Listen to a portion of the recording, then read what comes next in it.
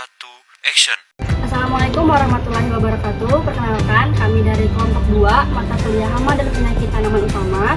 Jadi di sini kami ingin membuat sebuah video wawancara bersama dengan para petani mengenai hama penyakit utama pada tanaman jagung.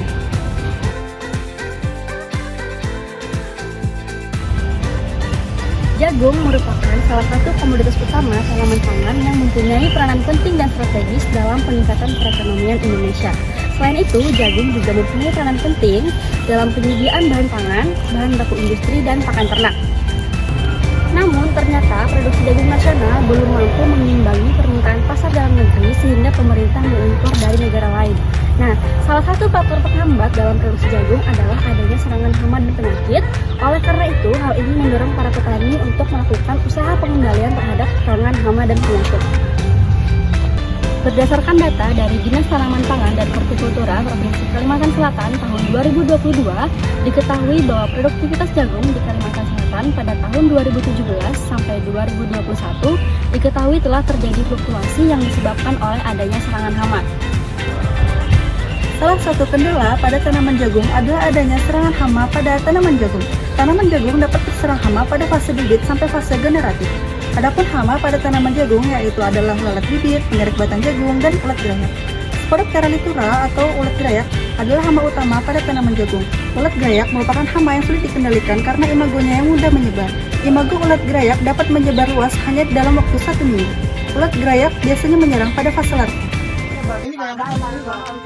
Nah, buat teman-teman jangan kemana-mana dulu ya, karena setelah ini bakal ada sesi diskusi antara mahasiswa Fakultas Tanaman dan juga petani yang akan memberikan lebih detail mengenai hama utama yang ada di tanaman jagung.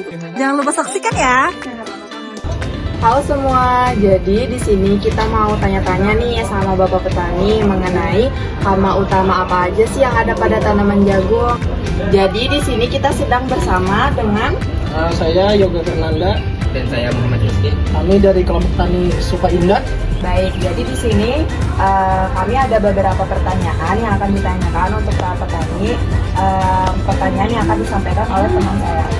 Gimana sih cara Bapak mempersiapkan lahan yang akan digunakan sebelum menanam jagung? Apakah ada perlakuan khususnya Pak terhadap lahan tersebut sebelum ditanam jagung? Sebelum menanam jagung itu, saya biasanya mulai dengan membersihkan lahan seperti kayak membajak dengan cangkul, sehingga di lahan-lahan itu bersih dari gulma-gulmanya. Biasanya saya melakukan pembajakan 2 kali agar lebih maksimal mendapatkan hasilnya. Dan untuk memperbaiki kesuburan tanah, saya juga memberikan pupuk dasar. Biasanya pupuk kandang dan kompos. Jika tanahnya terlalu asam, saya juga melakukan pengapuran terlebih dahulu pada tanah tersebut sebelum penanaman. Menurut Bapak, kapan waktu tanam yang ideal untuk mendapatkan hasil tanaman jagung yang maksimal? Menurut pengalaman saya, waktu tanam yang paling ideal itu biasanya di awal musim hujan, di mana pada bulan Oktober sampai November. Di waktu itu curah hujannya mulai turun dengan stabil, sehingga tanaman jagung bisa tumbuh. Tapi kalau terlambat tanam, resikonya tanaman terserang hama dan penyakit juga bisa lebih tinggi dan hasil panennya juga menurun. Kemudian untuk selanjutnya saya mau bertanya, apa saja hama yang biasa dihadapi pada tanaman jagung dan kapan aja sih waktu muncul hama tersebut selama masa tanam? Sisi mau jawab lagi? Baik, saya operakan ya. Jadi mengenai hama ya pada jagung itu biasanya kan paling sering menyerang sore hari dan malam hari. Karena kalau dari siang itu biasanya kan dia sembunyi. Maka dari itu jarang kita temui Spodoptera di saat terik matahari. Untuk kerusakannya sendiri sangat parah, hingga bisa menghabiskan tongkol jagung itu sendiri sampai merusak perdaunan, batang hingga perakarannya apabila inangnya sudah tidak ada lagi yang bisa dimakan di sana. Jadi itu saja perihal hama yang ada di jagung hari ini. Ya baik Bapak, saya ingin bertanya bagaimana cara Bapak mengendalikan hama jagung? Apa menggunakan pestisida nabati atau menggunakan pestisida kimia? Baiklah, menanggapi pertanyaan itu, untuk di lahan kami sendiri, pengendalian pastinya kami menggunakan pestisida kimia juga. Untuk nabati kami belum menerapkan karena dari prospek kami lihat pestisida nabati ini kurang berpengaruh baik di lahan kami. Kita apapun mungkin kan yang lebih paham kan ya mahasiswa pertanian.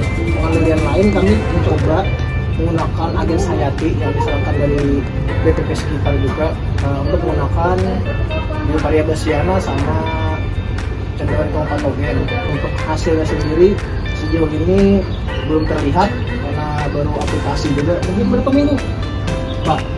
1 minggu atau 2 minggu? Ya kurang lebih 2 minggu. Nanti kita lihat aja.